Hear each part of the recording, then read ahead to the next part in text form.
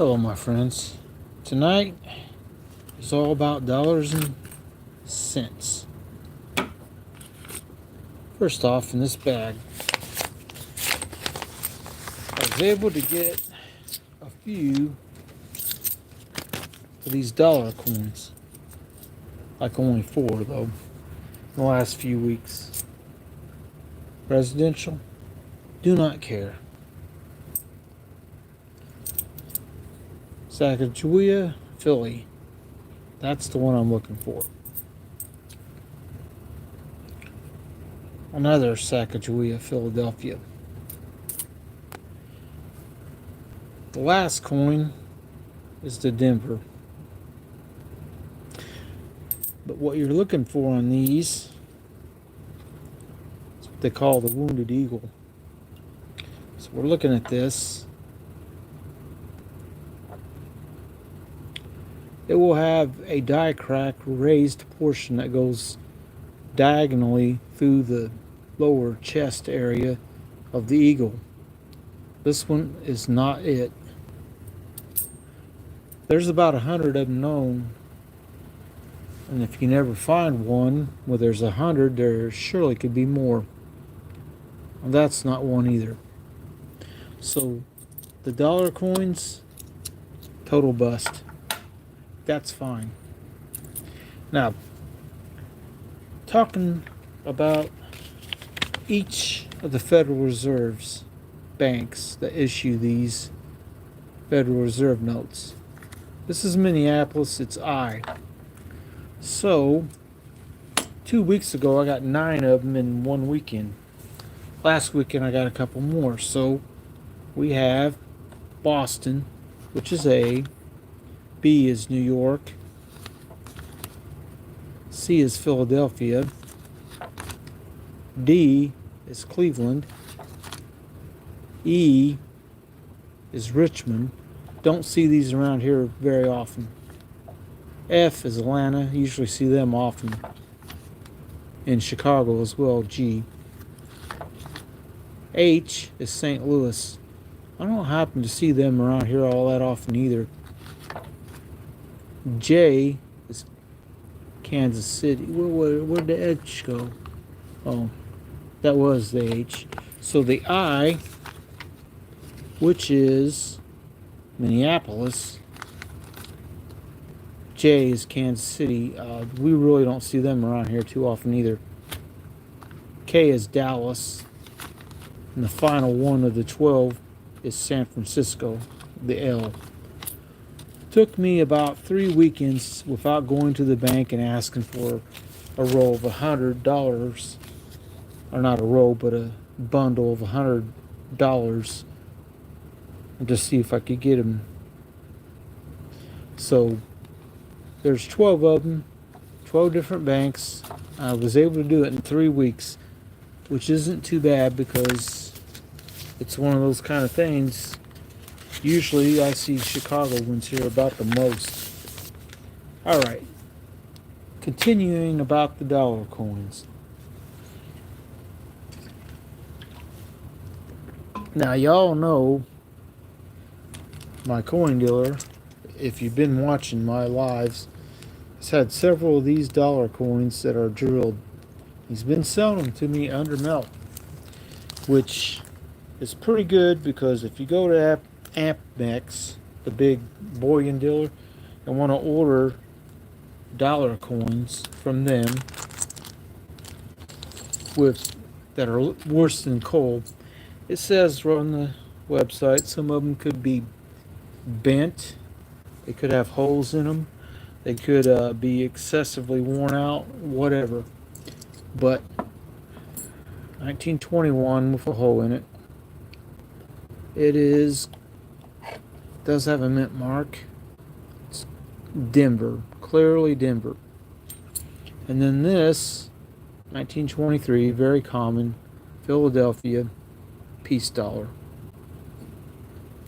But I got these, the both of them, for about a little more than $1 under melt value of a silver dollar by their weight.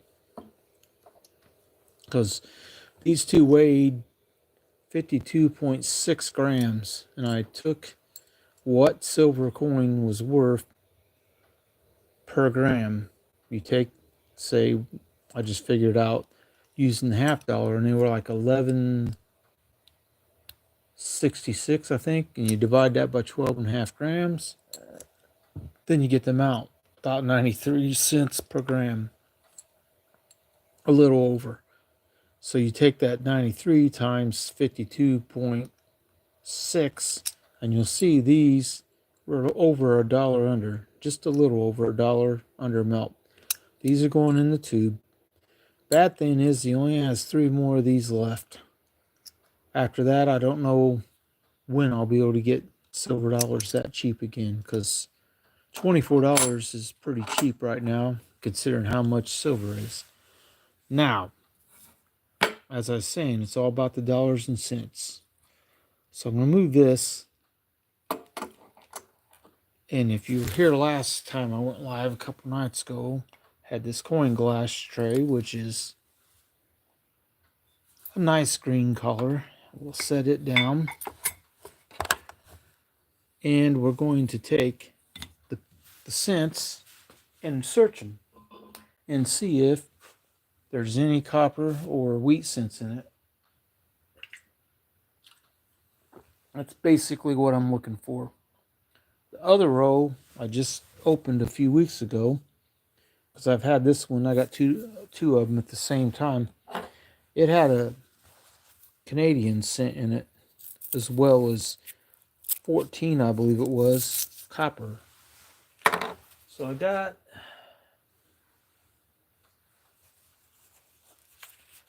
well, I don't know where I put the box. I had a little box that I was going to put the copper ones in. Oh well, we'll just tear open this and start looking at what we have.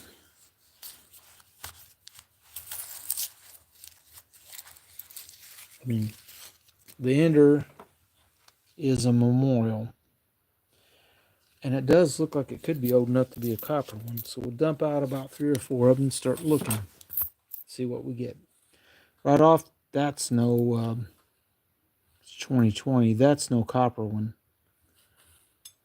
This one is copper, 1973. So we'll set it on the table over here out of the coin glass tray. This one is 1969D. Definitely copper. 83 isn't. 94 isn't. So already I have 2 copper cents, and I've only pulled out 5 of them. So I'm off to a good start. And copper cents lately have been worth about almost 3 cents a piece in copper. Copper's went up a bit. 1994, 2016, 2002, 1990, 74D. There's another copper one. Beat up, that doesn't matter. Those are both newer shield coins, 2015, 2012. Now, underneath this, you can see 6 coins. 6 Philadelphia 2025s, which I got in my change last weekend, I think it was. If it's truly the last year they're going to make these, and they don't make very many, these could prove to be very collectible if they have a low mintage. So I'm going to hold on to them for a while, and we'll see what happens. Won't really know how many they're going to mint unless they announce they're stopping production. All right, here's a few more. 87 is not copper. That's definitely not copper. 2018. That one is 1982. It could be copper, but I don't know. So I'm not going to worry about that, because what I'm collecting is the memorial cents that are definitely copper. 1981 and under. I'm not worried about the 82s. Some of them are copper and some aren't. All right. 2020 isn't. 2019. These two look older. Well, they're both copper, and that one appears to be. That one's just battered and scratched looking. So what do we got here? 3 different ones.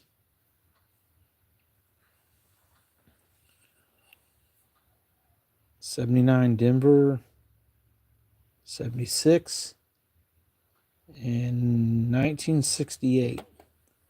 So I got a few more copper ones. And one thing you want to notice, usually it's a dead giveaway without even looking at the date.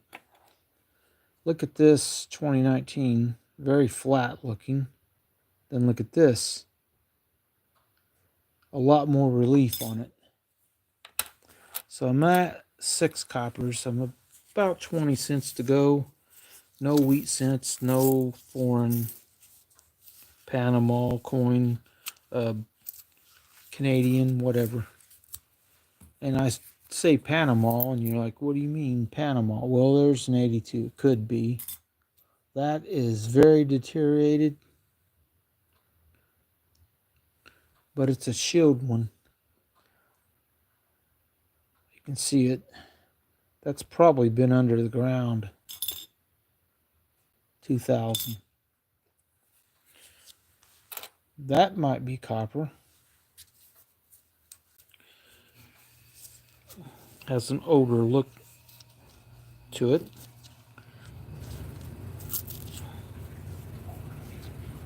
The only thing you hope is you didn't get shorted cents when you're doing this kind of search. Well, copper pennies, last time I looked, were 2.8 cents a piece, give or take. All right, 84 isn't. 77. There's another copper one. It's worth about 3 cents in copper, almost. There's a really nice looking 1979. Barely circulated.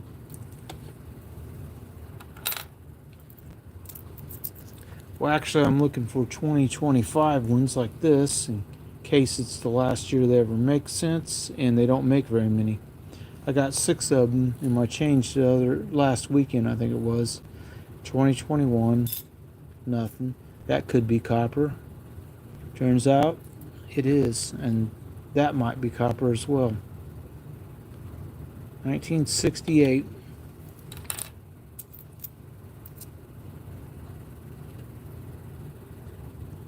There's a 1964. 85. 85 is nothing. 6 a cent. Zinc coated. There's another one. 72. I'd like to find a wheat cent in one of these too. That would be nice. 82 could be copper, but I'm going for 81s and over to 59, the first year of the memorial. All right, this is the last batch of these. 1990 is nothing. 2021, 2008, very dirty. I can't even see the date. It is a shield one though, I can kind of tell. That's not the memorial, so it ain't worth messing with. 72. Didn't want to focus too much. Clearly copper.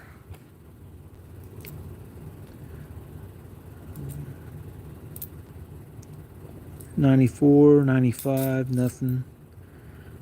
That's 2020. 1990. Looks like I'm done. None of these are copper.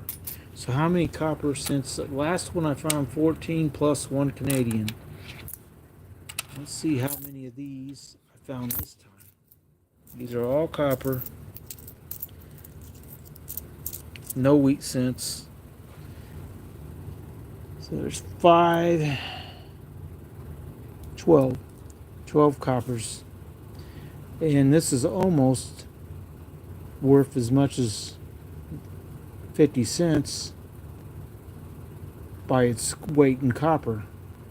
At 2 point, I think it was 2.8 cents roughly for copper cents. Almost 3 cents, so 12 times 3 is 36 cents, which is about how much is in here.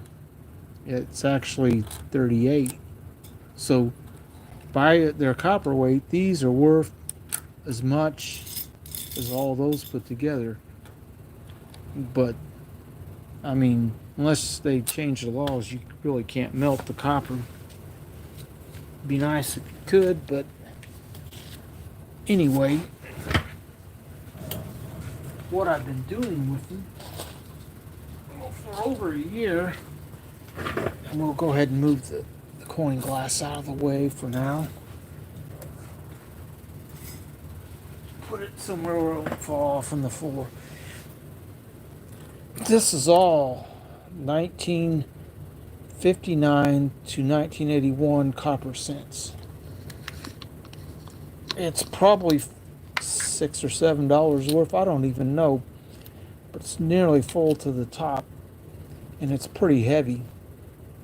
This is a small coffee jar, so what my coin dealer always told me when I was trying to fill something is maybe you need to get a bigger one. A few years ago, I was doing a silver coin treasure chest challenge, which I filled that treasure chest up with silver coins, 90% US coins. I'm going to show you the chest. It's right here, I think. Oh yeah. Chest doesn't have the silver in it right now. I decided, when I decided to do the treasure chest challenge, I wanted to go with a little style. This is like a old world map on this. It's kind of a neat chest. It's not real big. When you open it, it's about 2.5 inches deep, and it's about roughly 4 by 4 inches. And this thing will hold quite a bit of silver coins in it, loose. Take a guess how much you think it'll hold. And what I mean by hold is when you open it, you set it down, it's full of silver coins. You take like a ruler and slide it over the top. If it catches coins, that's full in my book. Because if you fill it much more, they'll start falling over the edge. But it's a neat little chest. I got it at Hobby Lobby. And they oftentimes have sales on this kind of stuff where they mark it 50% off. See, it was $10.99 when I bought it. And it wasn't one of them weeks where this stuff was on sale. Now, it doesn't look like the handle was strong enough when it's full of silver to pick it up, but it was. And the bottom is just thick enough and solid enough that they didn't bust the bottom out. I mean, it's not real thick. I mean, you can kind of tell by looking at the side, it's not real thick. And I don't know, I mean, it's got little nails going into these panels, which on the side, which are thicker, and they're like plywood of some sort, 3-ply something. That's actually more than 3-ply. That looks like 3-ply plus the inside panel that doesn't go all the way down. I bought several of these little treasure chests, especially when they were on sale. That one I thought was easily my favorite one of the bunch. But little ones like this are kind of cool too. It's very tiny compared to that one. It don't hold very much. But anybody that's watching this and want to make a guess as to how much that other treasure chest held, and if you want, you can go to my playlist about Treasure Chest Challenge 2022, I think it was. and I done several videos where I would go out and buy bulk silver coin and put it in there. Now I didn't just limit it to 50-cent coins, quarters, and dimes. I actually found several like coins like these, dollar coins, to put in it too.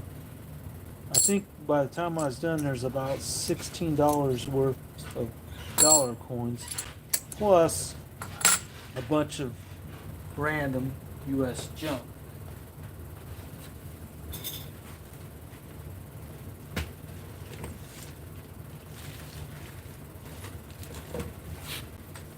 And this is some of the coins that were in it. It's not all of them. In fact, it's not even a third of them. This is only like a handful, basically. We'll pull a couple of them out and show you what I'm talking about. U.S. dimes, Roosevelts that are 1964 and older are silver coin. And that one is 48, it looks like. Of course, all you have to do is look at the rim or the back here. If you see a mint mark on the back of these older circulated coins, they're silver. That's where they put the mint marks on these older ones. Now the newer ones are on the front. That's Denver Mint. Quarter, 1949, generally circulated. All this stuff was circulated, some. And I mean, I got Barber quarters, bunch of Standing Liberty. A lot of these are dateless and worn pretty deep, bad. But a lot of these are not worn very much because they didn't stay in circulation as long as some of them other ones. And I got some tremendously damaged ones like this one, which you can see the mint mark on the back. It's San Francisco, but the date is kind of hard to read because it's scratched up. Looks like 43. But I also got $50 in this. A lot of Walkers, a lot of Benjamins, a few JFKs, and some Barbers. These aren't really worn that bad. It's a 29. This is a 35. The mint marks on these are really small. That one's got a mint mark right there. San Francisco. And this one's Philadelphia. No mint mark.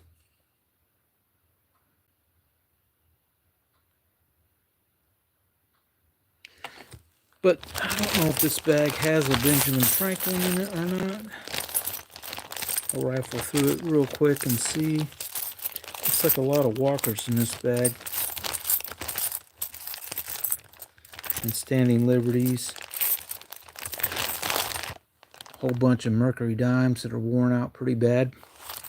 Got most of the stuff under 20x. That's because silver back then was a bit cheaper than it is now. Now that bag does not appear to have a Benjamin Franklin in it. I did get quite a few standing or walking Liberties like this one where the date's gone and it's pretty worn. But I got these exceedingly cheap. Like, I think I scored some of these for as low as $8. And the weight of the silver, that's probably under melt when I got them. And I mean, I even found at least one of these Roosevelts, not this one probably, in my pocket change one day. Let's see that D. Hello, Kevin. Threw that one I found in my pocket change into this challenge. I did. God, it's 3 years ago. It's crazy.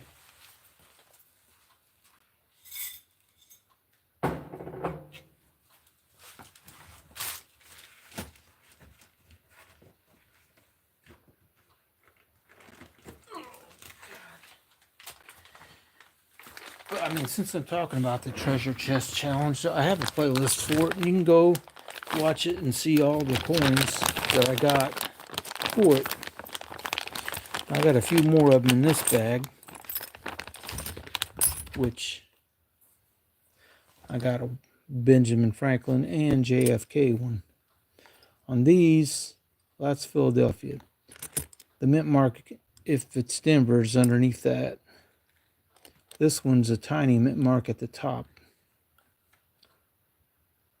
Denver. That's generally circulated 1950, and that's a 64, which they don't get circulated too much. Looking for Barber dime for $50. I know I have one in here somewhere. So I scored a few Barber coins for this. Sometimes they're a little harder to get. But yeah, that treasure chest held more silver than I kind of expected it would. When I first started, did not know how much it would hold. Yeah. Yep. Lots of silver dimes went into this treasure chest challenge. That one's not terribly worn, really. 1939. Philadelphia. So I got a lot of Mercury dimes and Roosevelt dimes for this. I got a few Barber dimes. I don't know if I'm going to be able to find any of those, though. I got Barber quarters, a few, not a whole lot. Lots and lots and lots of standing liberties like these that the date's either gone or almost gone. That one is gone, and that one's, you can tell it's a 26, but it's about gone. Partial date. And when they're partial date, they're usually, I can usually get them at melt. I mean, these, hardly any of these get worn too much, but you can tell they're older ones. 39, 40, 44, and 1941. Any of these San Franciscos. Well, every damn one of them are Philadelphia. Interesting. I think I have a San Francisco. There it is. There is one. I knew there was probably a San Francisco Franklin in here. Kind of worn, but, you know, it happens. But this is just random junk that's really only worth its weight in silver, basically. I mean, when they look like this, you're not, and it's a very common coin, you're not going to get any price. It's Philadelphia. I don't know. Looks like it got sandblasted almost. Oh, yeah. Laundry machines. If you own a laundromat, people say they have coin counters, and when these go through the coin counter, they sound different. And that's how they know a silver coin went through it. Because, I mean, you won't really, you're not going to encounter these in you go to somewhere like a store and you buy something and they have 50-cent coins and they give you some. They probably won't be these. They'll probably be modern JFKs. But, I mean, that's a 47 Walker. Last year they made them.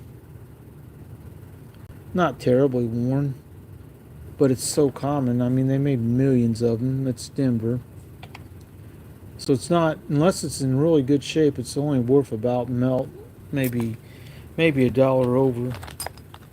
If it's carded up and stuff, it usually is at least $1 or $2 over where I buy my coins. But when they're not carded, they're just loose. I mean, I think I got some of these for $9 back. A couple of them, or 9 1/4. There's one. The D mint mark is there. So this little live stream is mainly about dollars and cents. But I couldn't help but talk about my treasure chest challenge a little bit. But the nickel, 2024, they didn't make very many compared to the usual years. In 2025, they decided to stop making these cents, and they don't make very many. This is potentially a bit of a collector item. I mean, if they only make a few million, it'll be impossible for every collector to get a bunch of them, or any of them hardly. So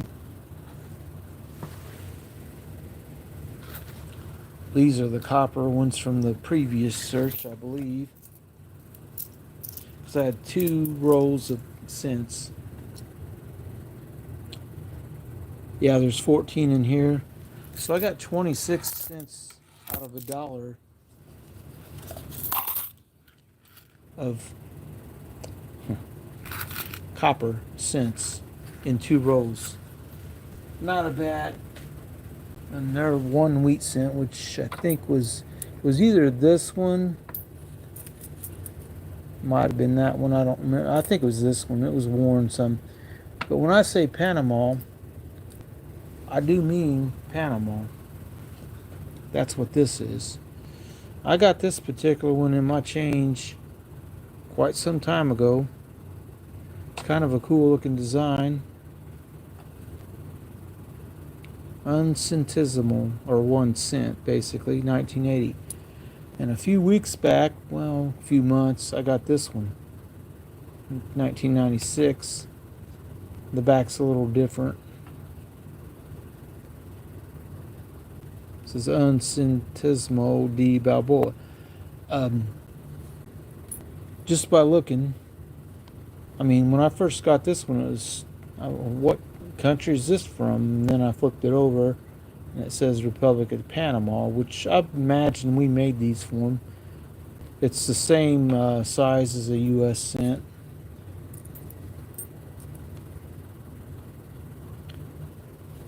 Same diameter. This one is 1969, so it's a copper one.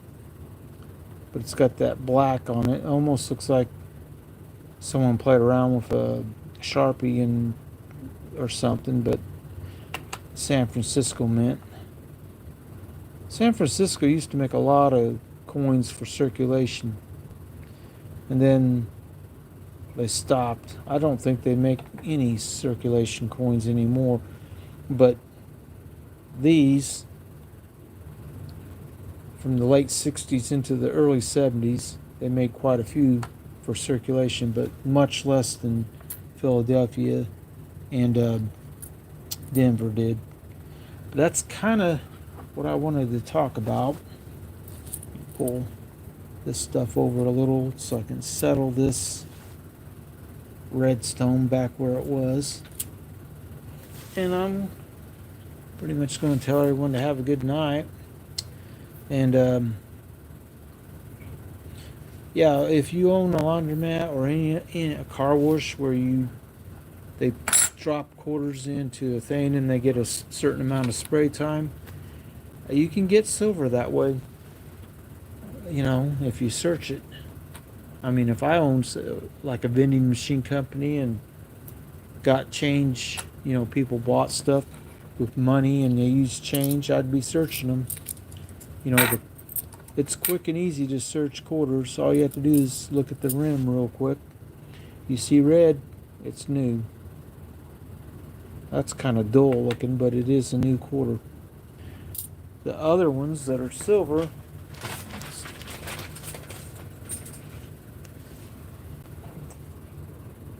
the rim will be the same color as the rest of the coin. Kind of a grayish looking color, but not really. 37. There's a mint mark on this one. Denver.